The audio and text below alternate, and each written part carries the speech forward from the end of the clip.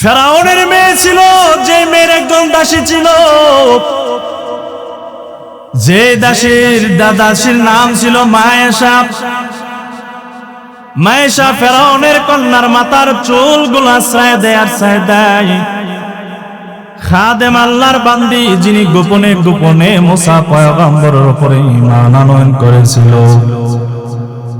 ফেরাউনের কন্যার মেয়ের মাথার চুলগুলো আশ্রয় দেয়। হঠাৎ করে হাত থেকে চিনুনিটা জমিনের উপরে পড়ে যায়।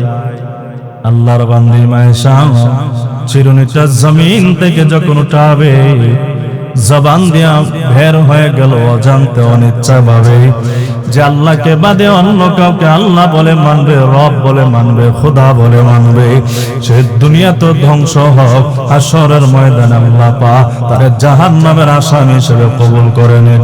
সুবহানাল্লাহ।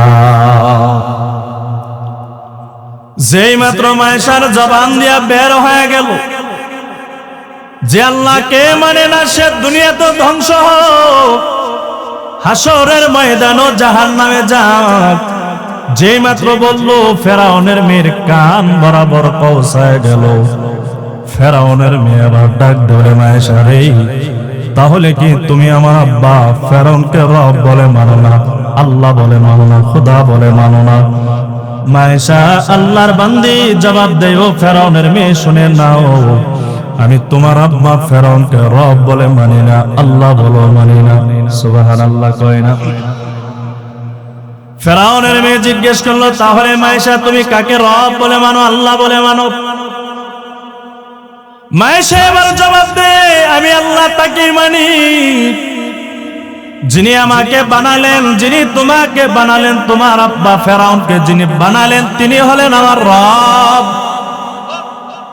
যেই মাত্র বলল, ফেরাউনের মেয়ে কান্নার আওয়াজ দিয়া চক্ষু বাসায় বাসায় ফেরাউনের সামনে দাঁড়ায় যায়। ফেরাউন জিজ্ঞেস করে, কিরে মেয়ে আমার, কে তোমার আঘাত দিয়েছে, কষ্ট দিয়েছে, কেনই বা চক্ষু বাসায় বাসায় কান্নার আওয়াজ দাও? ফেরাউনের মেয়ে আওয়াজ দেয় বলে, আব্বা জান, দুধ কলা খাওয়াইয়া কাল সাপ আমাদের ঘরে আমরা লালন পালন করি, যারে আপনি আমার দাস বানায় দিয়েছিলেন, খাদেমা বানাইছিলেন, যার নাম হলো মায়েশা, সে নাকি আপনাকে রব বলে মানে না, আল্লাহ বলে মানে না। ফেরাউন সেনাবাহিনী পাঠাইয়া মায়েশাকে গ্রেফতার করিয়া ফেরাউনের সামনে দাঁড় করায়া দেয়। প্রশ্ন করলেন, মায়েশা রে, তুমি কি আমি ফেরাউনকে রব বলে মানো না, আল্লাহ বলে মানো না? এবার মায়েশা জবাব দেয়, ও ফেরাউন শুনে নাও, তোমার মতন জালেমকে আমি রব বলে মানি না। তাহলে রে মায়েশা, কাকে আল্লাহ বলে মানো, রব বলে মানো, খোদা বলে মানো? মায়েশা আল্লাহর বান্দি জবাব দেয়, ও ফেরাউন তাহলে শুনে নাও, আমি রব বলে তারে মানি যিনি আমাকে বানালেন। ও ফেরাউন, যিনি তোমাকে বানালেন তিনি হলেন আমার আল্লাহ। আল্লাহু আকবার বলি না?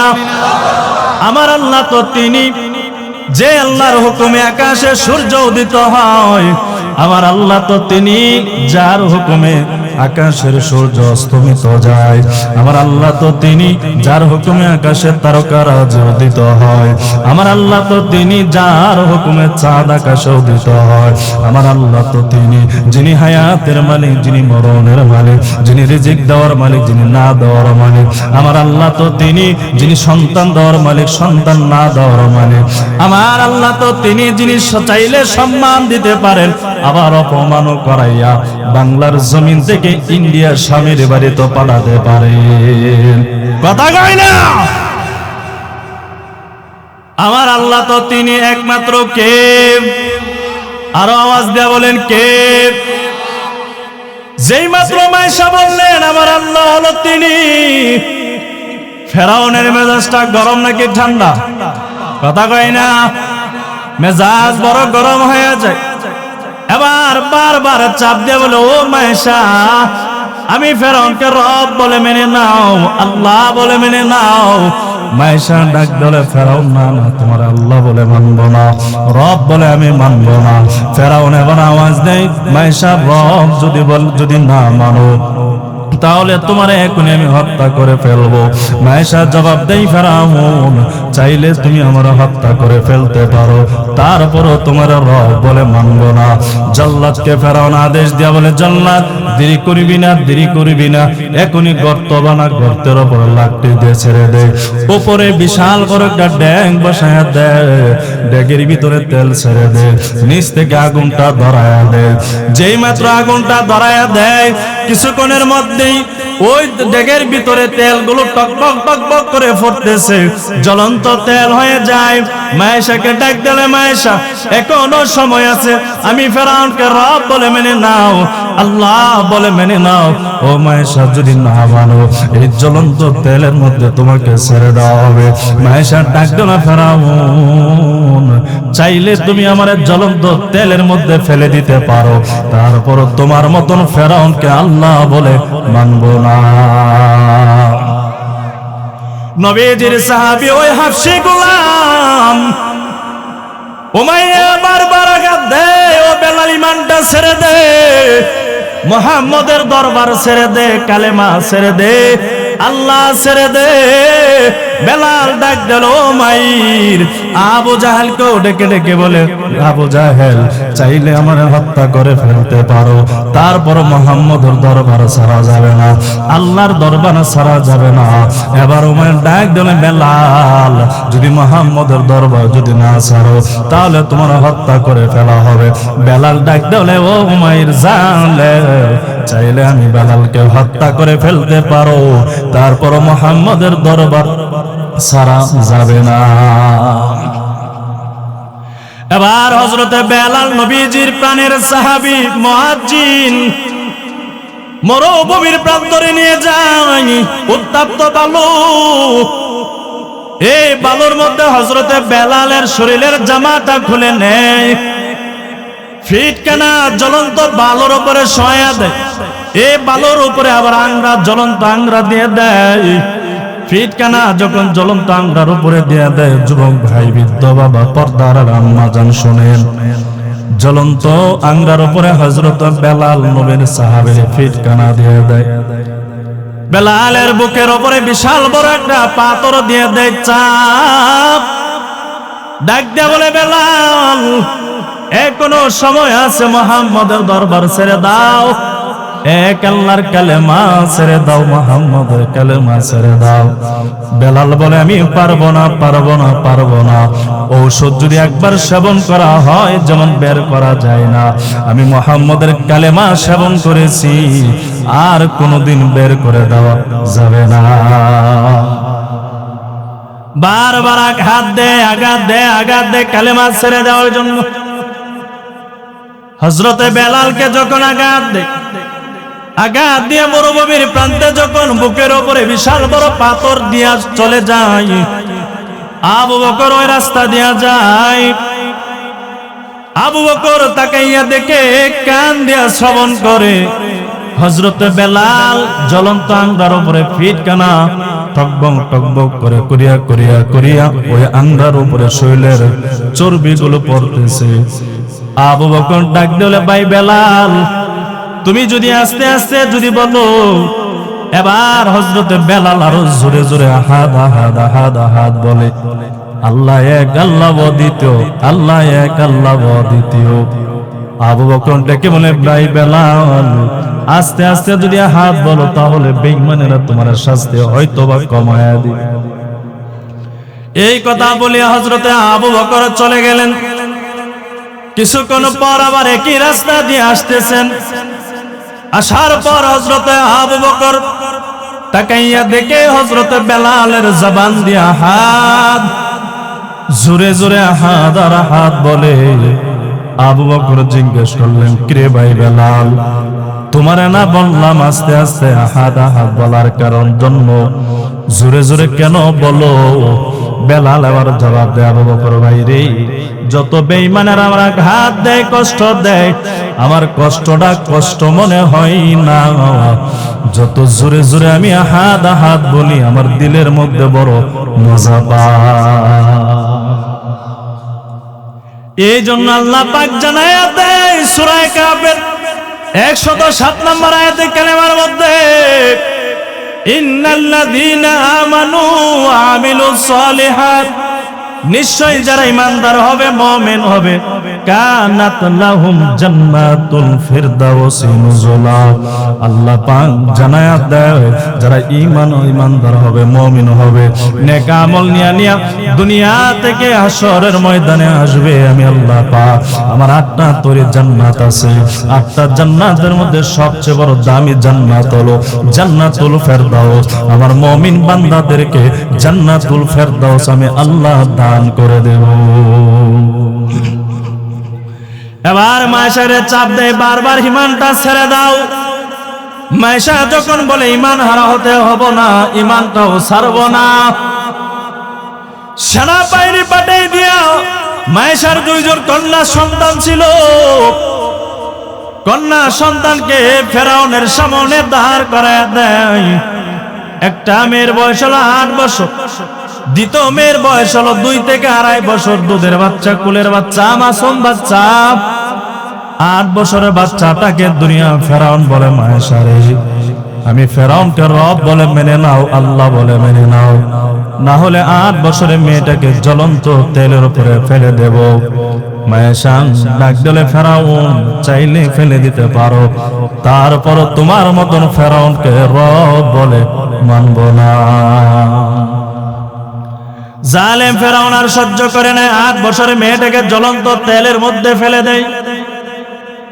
যেই মাত্র ফেলে দেয়, শরীরের চামড়াগুলো, গোশতগুলো মুহূর্তের মধ্যে ভস্ম হয়ে যায়।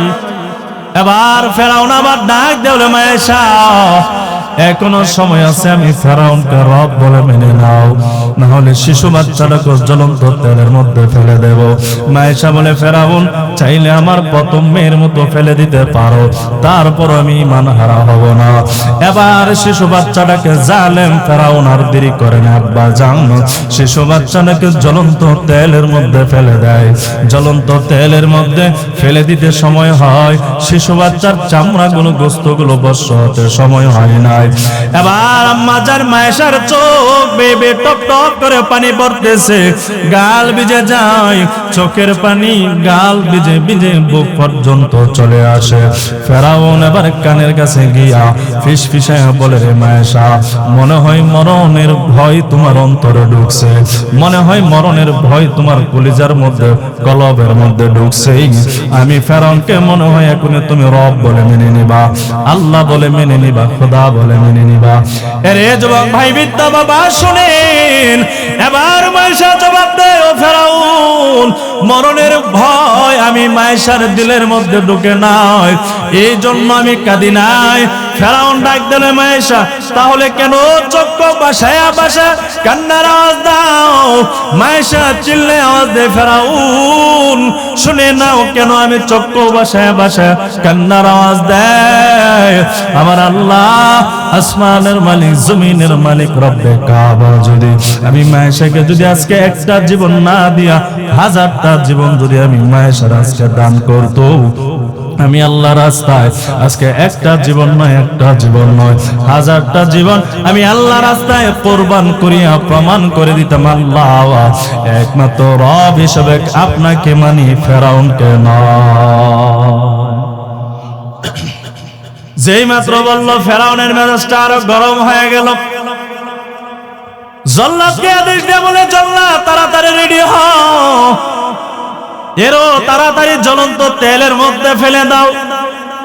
মায়েশা ডাক দিলে, ফেরাউন আমাকে জ্বলন্ত তেলের মধ্যে ফেলতে হবে না, আমি ওই আমার জীবনটা আল্লাহর রাস্তায় আমি কোরবান করে দেব।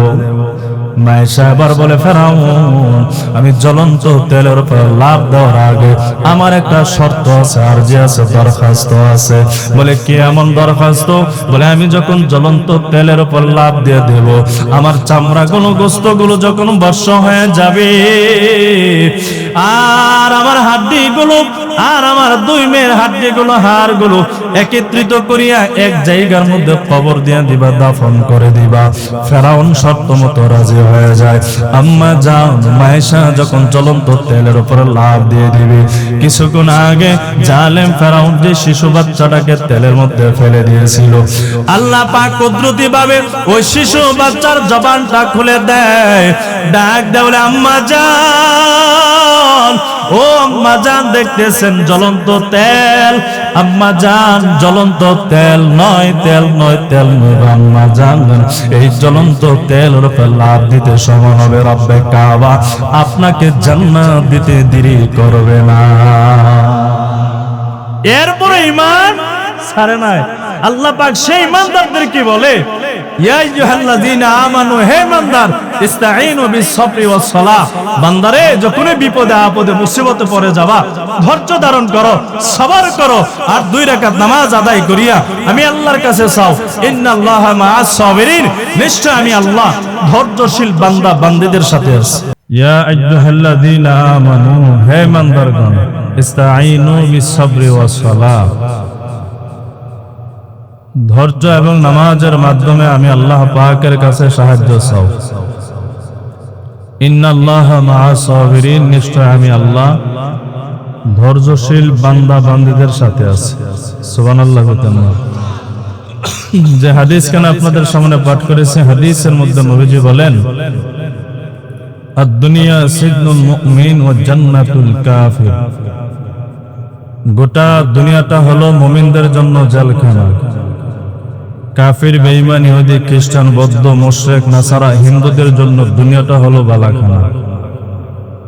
নবী বলেন দুনিয়াটা মুমিনের জন্য, আওয়াজ দিয়ে বলেন, মুমিনের জন্য দুনিয়াটা জেলখানা, কাফির, বেঈমান, ইহুদি, খ্রিস্টান, বৌদ্ধদের জন্য দুনিয়াটা বালাখানা।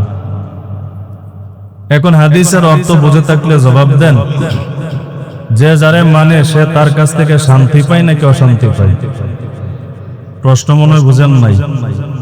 যে যারে মানে, যে যার অনুসরণ করে, সে তার কাছ থেকে শান্তি পায় নাকি অশান্তি পায়?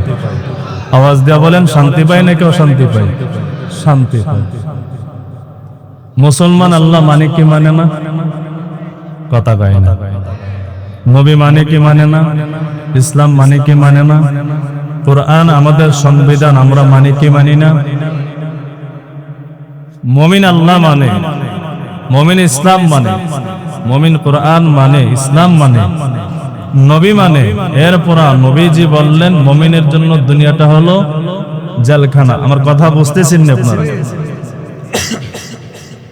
কাফির, বেঈমান, ইহুদি, খ্রিস্টান, বৌদ্ধর আল্লাহ মানে এক আল্লাহ মানে, কথা বলেন, এক আল্লাহ মানে, নবী মানে, ইসলাম মানে, সংবিধান আল কোরআন মানে। এরপরও নবী বললেন বেঈমানদের জন্য দুনিয়াটা হলো বালাখানা। কেন নবীজি বললেন?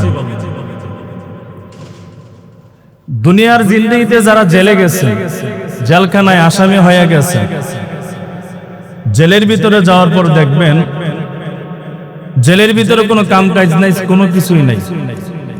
3 বেলা খাবার ঠিক আছে, ঘুমের সময় ঠিক আছে, কিন্তু সবচেয়ে কষ্ট হলো কারারক্ষীদের আদেশ নিষেধ মানা। সকাল 5টার সময় গেট খুলে দে ওয়ার্ডের রুমের, বিকেল 5টা পর্যন্ত।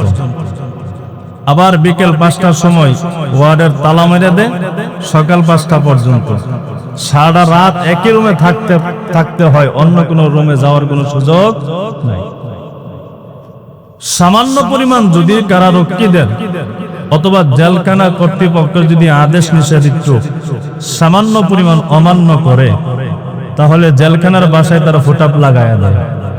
কি লাগায় দেয়? ফুটাপ। ফুটাপ শব্দের অর্থ হলো শাস্তি দেওয়া, তাকে শাস্তি দেয়। জেলখানার মধ্যে কোনো কাম নাই, অন্য কোন ধরনের কোনো পেরেশানি নাই, এরপরও কোন আসামি কি জেলের ভিতরে থাকতেছা? কথা বলে না। কোন আসামি জেলের ভিতরে থাকতেছা? এখন জবাব দেন, কুমিল্লার মুসলমান 5 ওয়াক্ত নামাজ পড়লে কষ্ট হয় কি হয় না? সবাই মনে নামাজ পড়েন না। এই শীতের মৌসুমে ফজরের সময় ঠান্ডা পানি দিয়া ওযু বানাইয়া নামাজ পড়া কি যে কষ্ট, যারা নামাজ পড়ে তারা বোঝে। কথা কয় না পাবলিক? দেখবেন সারা রাত ঘুম ধরে না, শেষ রাতে যে ঘুমে পায়। 5 ওয়াক্ত নামাজ পড়তে গেলে কষ্ট হয়, রমজানে রোজা রাখতে গেলে কথা মনে বোঝে নাই। রমজানে রোজা রাখতে গেলে, মালের যাকাত দিতে গেলে, হজ করতে গেলে কষ্ট হয়। মুমিন বান্দা দুনিয়াতে যে ইবাদত করতে গিয়ে আল্লাহর হুকুম আদেশ মানতে গিয়ে যে কষ্ট হয়, এই কষ্টটা কি নবীজি দুনিয়ার জিন্দেগিতে জেলখানা বললেন, আর মুমিনের জন্য চিরস্থায়ী একমাত্র জায়গা হলো জান্নাত। যে আয়াতে কালেমা তেলাওয়াত করেছে, আয়াতের মধ্যে আল্লাহ পাক আপনি আমাকে মুমিনকে সম্বোধন করে বললেন, ঈমানদারকে সম্বোধন করে বললেন। ঈমান শব্দটা আমান শব্দ থেকে এসেছে, যার বাংলা অর্থ হলো বিশ্বাস স্থাপন করা, বিশ্বাস করা। শরীয়তের পরিভাষায় ঈমান কাকে বলা হয়? রব্বে কাবার পক্ষ থেকে নবী করিম সাল্লাল্লাহু আলাইহি ওয়াসাল্লাম যত ধরনের বিধি বিধান নিয়ে আগমন করেছে তার উপরে পূর্ণাঙ্গ রূপে বিশ্বাস স্থাপন করিয়া পালন করার নাম হলো ঈমান। এই ঈমানটাকে মুহাদ্দিসিনে কেরাম, মুফাসসিরিনে কেরাম, উলামায়ে কেরাম দুভাবে বিভক্ত। এক ধরনের উলামায়ে কেরাম বললেন ঈমানটা হলো মুরাক্কাব, যারা মাদ্রাসার মাহফিল উলামায়ে কেরাম যারা শোনারা বুঝবেন। যৌক্তিক একাধিক বস্তুর নাম হলো ঈমান। যারা বলেন ওনারা বলেন তাসদীক বিল জিনান, ইকরার বিল লিসান, আমাল বিল আরকান। তাসদীক বিল জিনান হলো অন্তর দ্বারা বিশ্বাস স্থাপন করা, ইকরার বিল লিসান জবান দ্বারা স্বীকার করা, আমাল বিল আরকান 3.5 হাত বটি দ্বারা তা জমিনে বাস্তবায়ন করা। আমাদের মাযহাবের ইমাম আবু হানিফা রাহিমাহুল্লাহ তাআলা উনি বলেন ঈমান হলো বসিত, একক, তাসদীক বিল জিনান। কেউ যদি অন্তর দ্বারা বিশ্বাস করে আল্লাহ এক, আখেরি পয়গম্বর জনাবে হযরত মুহাম্মদুর রাসূলুল্লাহ সাল্লাল্লাহু আলাইহি ওয়াসাল্লাম, বান্দা বিশ্বাস করে 5 ওয়াক্ত নামাজ পড়া ফরজ, পড়লে সব, না পড়লে গুনাহ। রমজানে রোজা রাখলে সব, না রাখলে গুনাহ। মালের যাকাত দিলে সব, না দিলে গুনাহ। হজ করলে সব, হজ আদায় না করলে গুনাহ। যে নেশাব পরিমাণ মালের মালিক হয়ে গেছে সে হজ আদায় করলে সব, হজ আদায় না করলে গুনাহ। কিন্তু অনেক মানুষ এগুলো বিশ্বাস করে, দুনিয়ার দোকায় পরে অনেকে আমল করে না, পালন করে না। আছে কি নাই? কথা বলেন, আছে কি নাই? আপনাদের টাকা পয়সা দিয়ে সুন্দর একটা রং সুন্দর একটা জাকজমক করে মসজিদ বানালেন, ফজরের কাতারে দাঁড়ালে দেখা যায় 4-5 জনের উপরে মুসল্লি নাই। কথা কয় না? যদি তারে জিজ্ঞেস করেন নামাজ তুমি যে পড়ো না, গুনাহ হচ্ছে কি হয় নাই, সে বলবো অবশ্যই গুনাহ হয়। এই যে গুনাহ হইতেছে, হাসরের ময়দানে জাহান্নামের আগুনে জ্বলবা কি জ্বলবা না, শাস্তি পাবা কি পাবা না, সে বলবো অবশ্যই পাবো। কথা কয় না? আমাদের মাযহাবের ইমাম আবু হানিফা রাহিমাহুল্লাহ তাআলা বলেন 5 ওয়াক্ত নামাজ পড়া ফরজ, না পড়লে গুনাহ হবে। বান্দা এগুলো বিশ্বাস করে, কিন্তু বান্দা দুনিয়ার দোকায় পড়ে আমল করে না, আদায় করে না। এই জন্য তাকে কাফের বলা যাবে না, তাকে ইমানদার বলা যাবে, কিন্তু ফাসিক ইমানদার। আমি আপনাদের সামনে ঈমান ও ধৈর্যের উপরে কিছু কথা বলবো, শুনতে রাজি আছেননি আপনারা? বুখারী শরীফের 4419 নম্বর হাদিস। এই হাদিসের মধ্যে নবীজির সাহাবী বর্ণনা করেন, عن أبي هريرة رضي الله تعالى عنه قال قال رسول الله صلى الله عليه وسلم كان يوما بارزا للناس।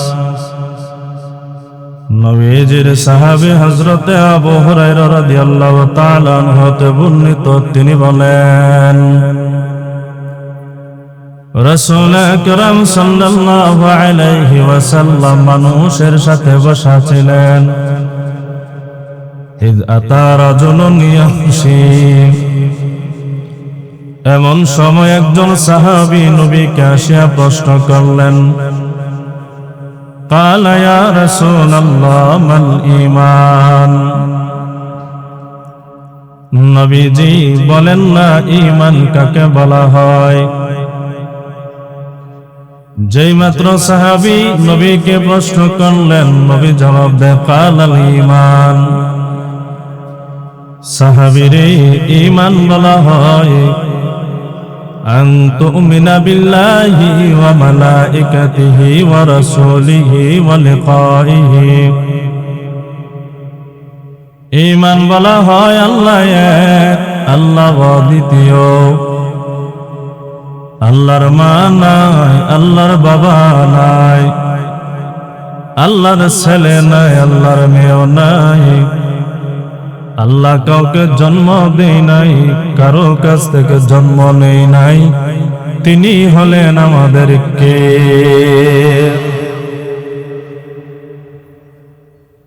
এরে যুবক ভাই, বৃদ্ধ বাবা ও পর্দার আড়ালের আম্মা জান, শোনেন আম্মা জান। এরপরে নবী আমার জানায়া দেয় ওয়া মালাইকাতিহি, সমস্ত ফেরেশতা কুলের উপরে ঈমান আনয়ন করা, ওয়া রাসূলিহি,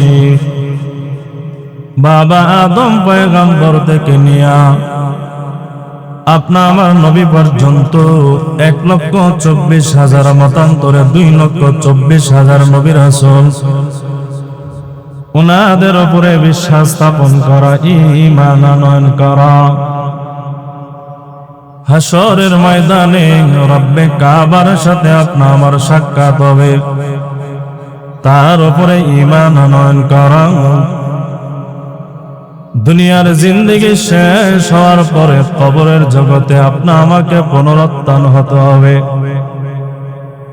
দুনিয়ার জিন্দেগির সমস্ত আমলের হিসাব নিকাশ রব্বে কাবা, আসমানের মালিক, জমিনের মালিক আল্লাহর সামনে দাঁড়াইয়া আপনা আমাকে জবাব দিতে হবে। এইগুলোর উপরে বিশ্বাস স্থাপন করার নাম হলো ঈমান। আওয়াজ দিয়া চিল্লায়ে বলি সুবহানাল্লাহ। রে যুবক ভাই, বৃদ্ধ বাবা ও পর্দার আড়ালের আম্মা জান, শোনেন। বুখারী শরীফের 25 নম্বর হাদিসের মধ্যে নবীজির সাহাবী عن أبي هريرة رضي الله تعالى عنه قال قال رسول الله صلى الله عليه وسلم سئل أي العمل أفضل। নবীজির সাহাবী হযরত আবু হুরায়রা রাদিয়াল্লাহু তাআলা হতে বর্ণিত, তিনি বলেন রাসূল আকরাম সাল্লাল্লাহু আলাইহি ওয়াসাল্লামকে প্রশ্ন করা হলো, নবী গো, আসমানের নিচে জমিনের উপরে আল্লাহর কাছে কোন আমলটা বড় দামি, বড় ভালো, বড় উত্তম বলেন না। যেই মাত্র সাহাবী নবীকে প্রশ্ন করলেন, নবী আমার বলেন না কোন আমলটা আল্লাহর কাছে বড় দামি, বড় ভালো, বড় উত্তম। নবী আমার জবাব দেয়, সাহাবীরে, রব্বে কাবার কাছে সবচেয়ে দামি আমল, ভালো আমল হলো ঈমানুম বিল্লাহি ওয়া রাসূলিহি, আল্লাহ এবং তার নবীর উপরে ঈমান আনয়ন করা।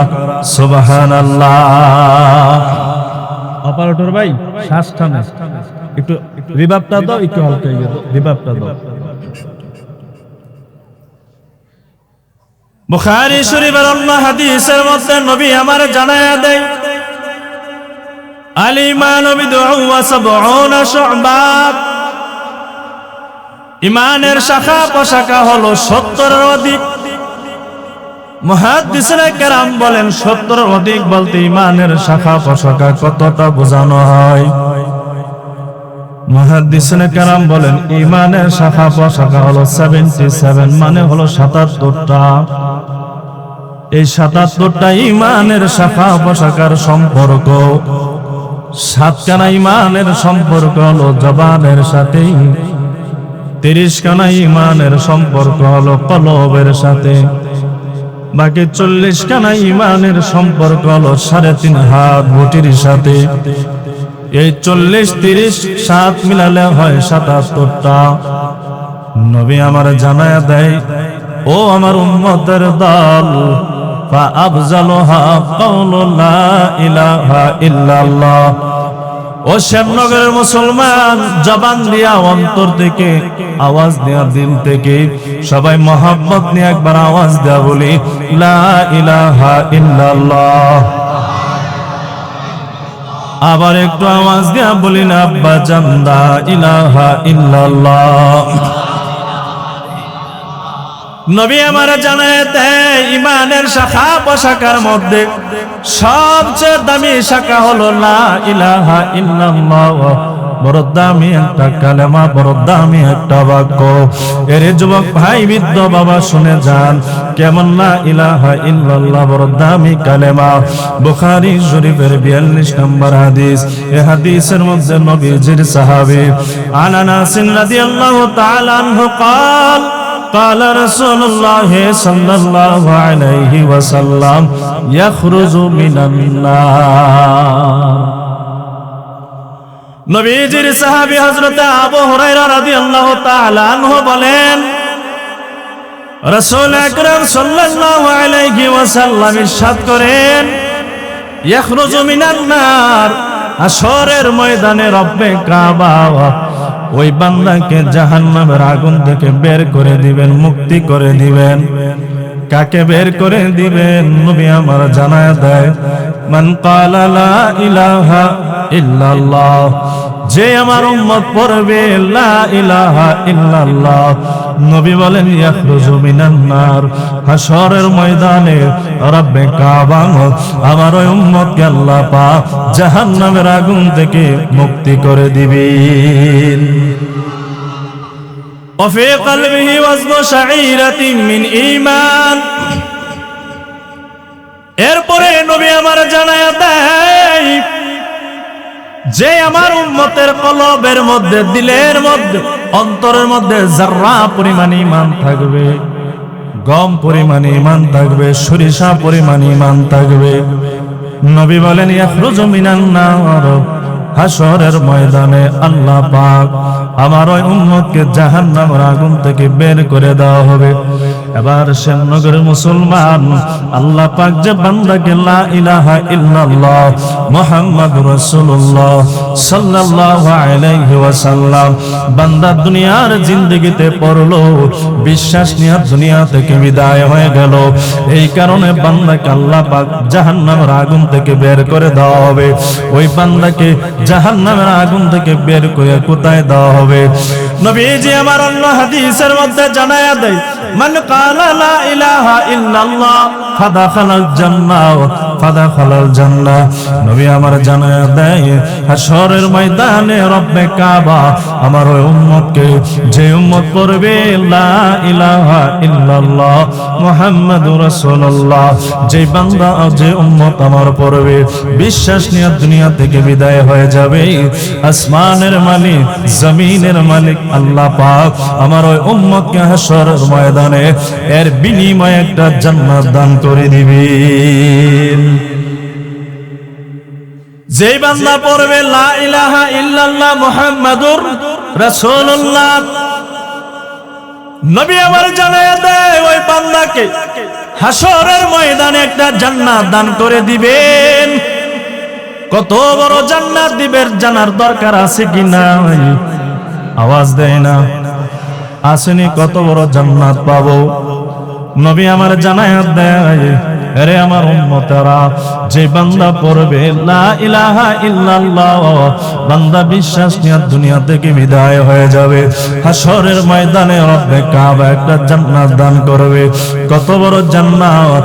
ভাবতেছেন কি আপনি আমাদের এই মেঘনার সমপরিমাণ একটা জান্নাত? বলেন উম্মত, না না, আল্লাহ পাক হাশরের ময়দানে তার চেয়ে আরো বড় জান্নাত দান করে দিবেন। বুঝানোর জন্য বলি, এই মেঘনা তানার সমপরিমাণ জান্নাত দিবে না, এর চেয়ে আরো বড় জান্নাত সাহাবায়ে কেরাম জিজ্ঞেস করবেন নবী আমার তাহলে কত বড় জান্নাত দেওয়া হবে? তাহলে কি কুমিল্লা ডিস্ট্রিক্টের সমপরিমাণ জান্নাত দেবে? নবী বলবেন উম্মত না না, তার চেয়ে আরো বড় জান্নাত। সুবহানাল্লাহ কয় না?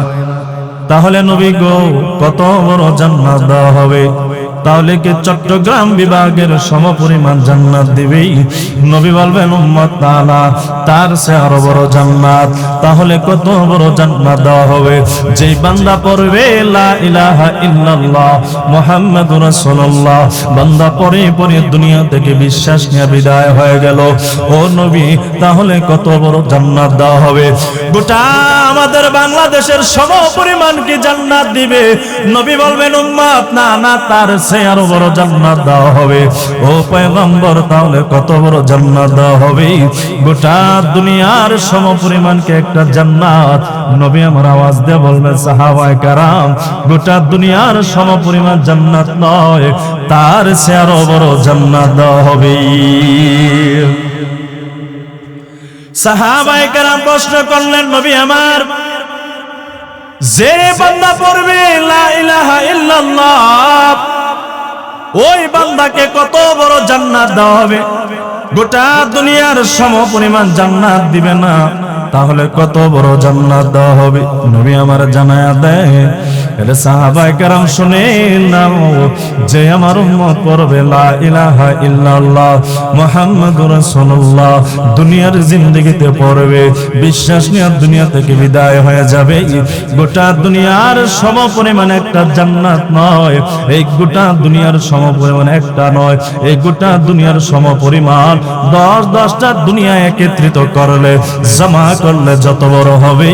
রব্বে কাবা আসমানের মালিক জমিনের মালিক আল্লাহ পাক, যে আমার উম্মত পড়বে লা ইলাহা ইল্লাল্লাহ মুহাম্মাদুর রাসূলুল্লাহ, আল্লাহ পাক ওই আমার উম্মতকে লা ইলাহা ইল্লাল্লাহ পড়ার কারণে 10টা দুনিয়ার সমপরিমাণ হাসরের ময়দানে আল্লাহ পাক একটা জান্নাত আমার ওই উম্মতকে দান করে দিবে। তাহলে লা ইলাহা ইল্লাল্লাহ পড়লে লাভ না লস?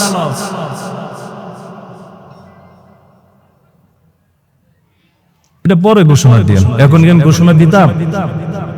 হ্যাঁ, আমার এক ভাইয়ের মোবাইলটা চুরি হয়ে গেছে, ফেরেশতা দিয়েছে না কথা ভাই না? হ্যাঁ, এত অবশ্যই মাহফিল বয়ান শোনার জন্য আসছে, সুযোগে পাইছে আর মোবাইলটারে কামচারছে। আমি এদিকে ইমানদারের বয়ান করতেছি আর হ্যাঁ আসলে ইমানদার প্রকাশ করছে।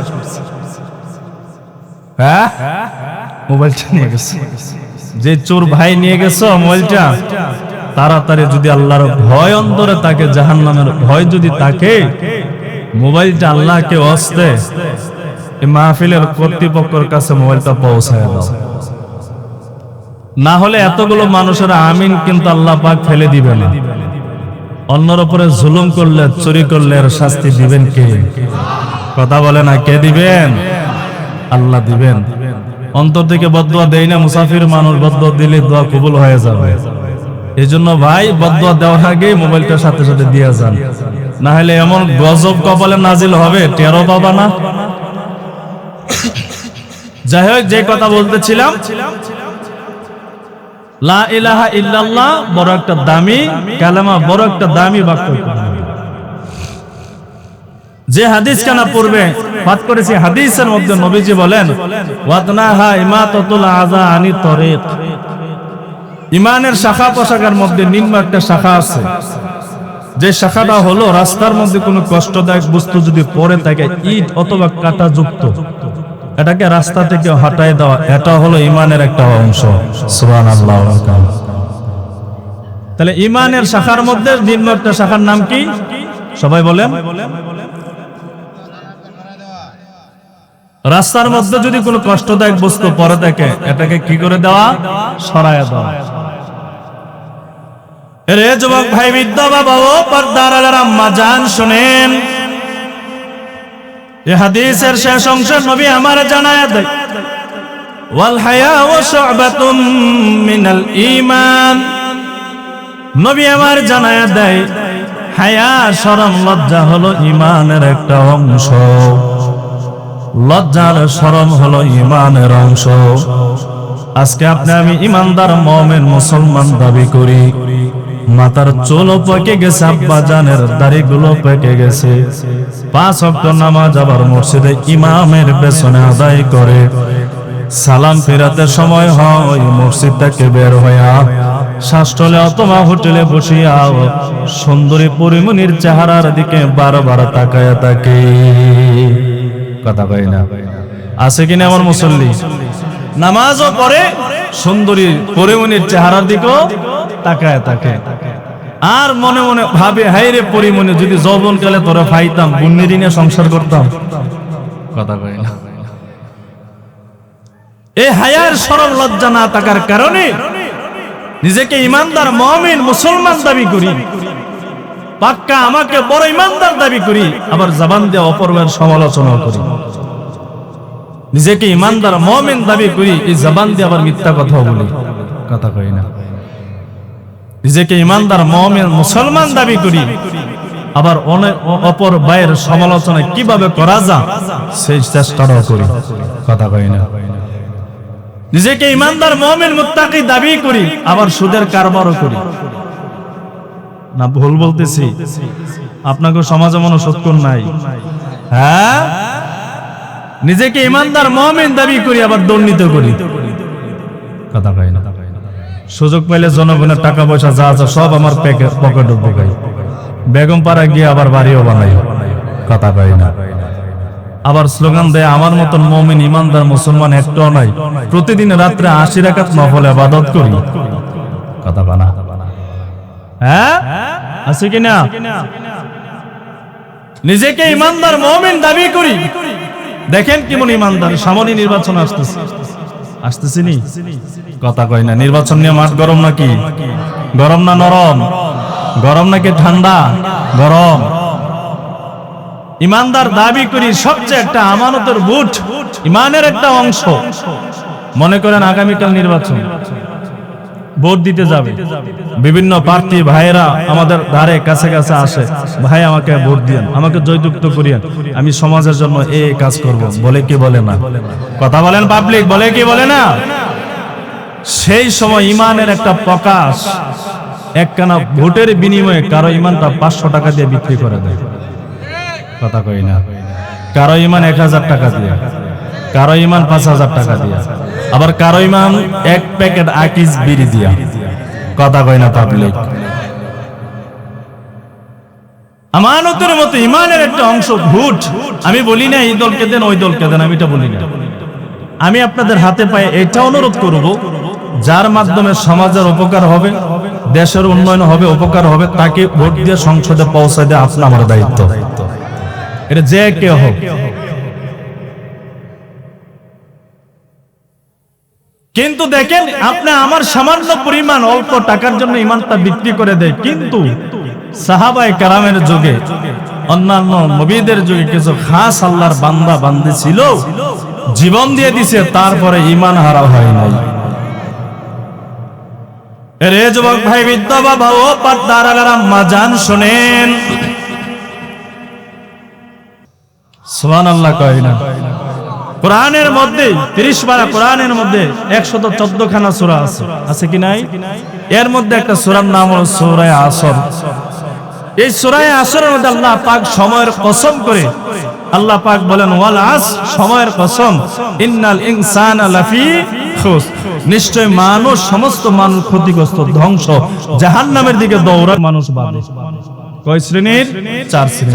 আল্লাহ পাক বলেন, ইল্লাল্লাযীনা আমানু ওয়া আমিলুস সালিহাত ওয়া তাওয়াসাউ বিল হাক্কি ওয়া তাওয়াসাউ বিস সাবর। 1 নাম্বার হলো ইমানদার, যারা ঈমান আনয়ন করবে। 2 নাম্বার হলো ঈমান আনয়ন করার পর যারা নেক আমল করবে। 3 নাম্বার হলো যারা সর্বসদায়, সর্বদা, সর্বাবস্থায় হক কথা বলে, সত্য কথা বলবে।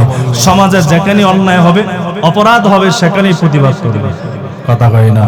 যেখানে যাত্রার আয়োজন হবে, সেখানে যাত্রার মঞ্চ ভেঙে দিবে। কথা কই না? যেখানে অন্যায় অপরাধ হবে, গুনার কাজ হবে, সেখানে কি করবে? প্রতিবাদ করবে। বলেন বাবা, যখন আপনার হক কথা বলবেন, প্রতিবাদ করবেন অন্যায়ের, তখন আপনার জাতি ভাই আপন ভাই আপনার বিরোধিতা করবে। কথা কয় না, কথা কয় না। বিরোধিতা করবে কি করবে না? ওই বিরোধিতা যখন করবে, আল্লাহ পাক বলে বান্দারে এই অবস্থায় ধৈর্য ধারণ করো, সবার করো। আমি আল্লাহ পাক ওয়াদা করে দিলাম, সূরা জুমার 10 নম্বর আয়াতে কালের মধ্যে রব্বে কাবা জানায় দেয়, যারা ধৈর্যশীল বান্দার বান্দে হবে, মুমিন মুত্তাকি বান্দা বান্দে হবে, নেক আমল কর্নেওয়ালা বান্দা বান্দে হবে, হকের আওয়াজ দিবে, সত্য কথা বলবে, অন্যায়ের প্রতিবাদ করবে, আর নেক কাজের আদেশ দিবে, তাদের উপরে যখন মুসিবত আপদ বিপদ চলে আসবে, বান্দা ধৈর্য ধারণ করিয়া দুনিয়া থেকে আখিরাতে আসতে সময় হবে, আমার তৈরি জান্নাতুল ফেরদাউস বিনা হিসেবে দিতে দেরি করব না। কিন্তু আব্বা জান, আপনি আমার ঘরে যদি অভাব অনটন দেখা দেয়, অসুখ বিসুখ যদি দেখা দেয়, সামান্য পরিমাণ অভাবে অনটন যদি পড়ে যায়, অথবা লাগাতার যদি কয়েক মাস অসুস্থ থাকি, তাহলে আল্লাহর উপরে মন্তব্য করবে, হাই রে আল্লাহ, শুধু আমি অসহায় গরিব রে বারবার চোখে দেখে, এই যে সমাজের বড় লোক আছে, 5 তলা বিল্ডিং এর মালিক আছে, সুদখোর আছে, এরই কি আল্লাহ নজরে দেখে না? কথা কয় না। বলেন তো আব্বা জান, গরিবকে যে আল্লাহ দেখে, ওই আল্লাহ বড় লোককে দেখে না? কথা কয় না, দেখে কি দেখে না? গরিবরে যিনি বানালেন, বড় লোককে কে বানালেন? তিনি বানালেন। বড় লোককে যিনি বানালেন, গরিবকে কে বানালেন? আল্লাহ বানালেন। অভাব অনটন ঢুকে গেলে আল্লাহর উপর মন্তব্য করবেন না। আল্লাহ বলে, বান্দারে দুনিয়ার জিন্দেগিটা তো আমি আল্লাহ পাক এভাবে সাজাইলাম, কেন? ইমানদার মুমিন মুত্তাকি দাবি করবা, ইমানের পরীক্ষা নেব না, ইমানের নিরীক্ষা করব না, ও বান্দা হতেই পারে না। আল্লাহ পাক সূরা আনকাবুতের 2 নম্বর আয়াতে কালেমার মধ্যে জানায় দেয়, আহাসিবান নাস, মানুষ তোমরা কি ধারণা করো, আইয়ুতরাকু আইয়াকুলু আমান্না, যদি ইমানদার মুমিন মুসলমান দাবি করো তোমাদেরকে ছেড়ে দেওয়া হবে, ওহম লা ইফতানুন, না রে বান্দা, না না, পরীক্ষা নিরীক্ষা না করার আগ পর্যন্ত ইমানদার দাবি করবা, মুমিন দাবি করবা, মুসলমান দাবি করবা, ইমানের পরীক্ষা নেব না, এটা তো হতেই পারে না। ইমানের পরীক্ষা, ধৈর্যের পরীক্ষা আমি আল্লাহ অবশ্যই অবশ্যই নিব। ইমান ও ধৈর্যের পরীক্ষা না নেওয়ার আগ পর্যন্ত চুল পরিমাণ জায়গাও সামনে আগাতে দেব না। কারণ আপনি আমি আল্লাহর কাছে জবাব দিয়ে আসছিলাম, রূহের জগতে আল্লাহ প্রশ্ন করেছিল, আলাস্তু বিরাব্বিকুম, আমি আল্লাহ কি তোমাদের রব, হয় কি হয় না? সেই দিন আপনি আমি জবাব দিয়েছিলাম, কালু বালা শাহিদনা, শাহিদনা, আমরা সবাই সাক্ষ্য দিয়েছিলাম, অবশ্যই আপনি আমাদের রব, আপনি আমাদের রব, আপনি আমাদের প্রতিপালক, আপনি আমাদের লালন কর্তা, পালন কর্তা, আপনি আমাদের রিজিক দাতা, আপনি আমাদের হায়াতের মালিক, মরণের মালিক। এই যে আল্লাহকে রব বলে মেনে নিয়ে আসলাম, আল্লাহকে দাবি করলাম, এটা আদায় করি কি করি না, পালন করি কি করি না, আল্লাহর হুকুম মানি কি মানি না, নবীজির তরিকা মতো জীবনটা চালাই কি চালাই না। এর জন্য আল্লাহ পাক ঈমানের ধৈর্যের পরীক্ষা নেওয়ার জন্য গোটা দুনিয়াটাকে পরীক্ষার হল, আপনি আমি পরীক্ষার্থী, আল্লাহ পাক স্বয়ং পরীক্ষক হইয়া আপনি আমার ঈমানের ধৈর্যের পরীক্ষা নিয়েছে। এখন বলেন তো, আমরা ইমানদার মুমিন মুসলমান কিনা? কথা কই না, আমরা ইমানদার কিনা? তাহলে ইমানদার যদি হয়, আপনি আমার ঈমানের ধৈর্যের পরীক্ষা নেওয়ার কথা বলছেন কে? আওয়াজ দিয়ে বলি না বাবলি, কে? আইয়ুব নবীকে, আইয়ুব নবীর নাম শুনেছেন আপনারা? কথা কই না, শুনেছেন? যাকে আল্লাহ পাক অসুস্থ দিয়ে ঈমানের ধৈর্যের পরীক্ষা নিয়েছিলেন, ঈমানের ধৈর্যের পরীক্ষা নিয়েছিলেন। পয়গম্বর আইয়ুব আলাইহিস সালাতু ওয়াস সালাম আল্লাহর কাছে বলতো, আল্লাহ আমার শরীর অসুস্থ হয়ে গেছে, পোকামাকড় হয়ে গেছে, আল্লাহ আপনি আমার জবানটাকে হেফাজত রাখেন, সুস্থ রাখেন। আল্লাহ প্রশ্ন করলেন, আইয়ুব কেন আমি আল্লাহ পাক তোমার এই জবানটাকে হেফাজত করব, রোগ দেব না? বলে, আল্লাহ এই জবান দিয়া যেন আপনার পাক ও পবিত্রের জিকির করতে পারি। সুবহানাল্লাহ কয় না? জিকির করেননি বাবা, জিকির করেননি? যারা জিকির করে তারা মজা পায়। আইয়ুব আলাইহিস সালাতু ওয়াস সালামের হাত থেকে একটা পোকা জমিনের উপরে পড়ে গেছে। আইয়ুব নবী পোকাটা দরিয়া হাতের মধ্যে দিয়া বলে, পোকা রে যাস কই? আল্লাহ পাক তো তোর রিজিক আমার হাতের মধ্যে রেখেছে। সুবহানাল্লাহ কয় না? আল্লাহ তো আমার এই পোকা কেন দিয়েছে? আমার তো আল্লাহ পাক ঈমান ও ধৈর্যের পরীক্ষা দিতেছে। ইউনূস আলাইহিস সালাতু ওয়াস সালামের ঈমানের ধৈর্যের পরীক্ষা নিয়েছে। ইব্রাহিম আলাইহিস সালাতু ওয়াস সালামের ঈমানের ধৈর্যের পরীক্ষা আল্লাহ নিয়েছে, নেই কি নেই নাই? আপন কলিজার টুকরার সন্তান, মহব্বতের সন্তানকে আল্লাহ বললেন, ও ইব্রাহিম, তোমার কাছে সবচেয়ে বড় দামি আর প্রিয় বস্তুটাকে আমি আল্লাহর রাস্তায় কুরবান দাও। গলা কেটে যাবে যাবে যাবে যাবে, সেই অবস্থায় আল্লাহ পাক পয়গম্বর ইব্রাহিমের ঈমানের ধৈর্যের পরীক্ষা নিয়েছে। আপনি আমারও ঈমানের ধৈর্যের পরীক্ষা আল্লাহ পাক নেবে, ছাড়বে না বাবা, ছাড়বে না। এই জন্য বলি, যখনই বিপদে পড়বেন, আপদে পড়বেন, মুসিবতে পড়ে যাবেন, ধৈর্য ধারণ করবেন। নবীজির সাহাবী আব্দুল্লাহ ইবনে আব্বাস রাদিয়াল্লাহু তাআলা আনহুমা বলেন, যখনই কোনো মুমিন বান্দা বিপদে পড়ে যাবা, ধৈর্য ধারণ করবা, সবর করবা, আর ওযু করিয়া 2 রাকাত নামাজ আদায় করবা। ডানে বামে সালাম ফিরাতে সময় হবে, আল্লাহ পাক বিপদ দূর করতে সময় হবে না।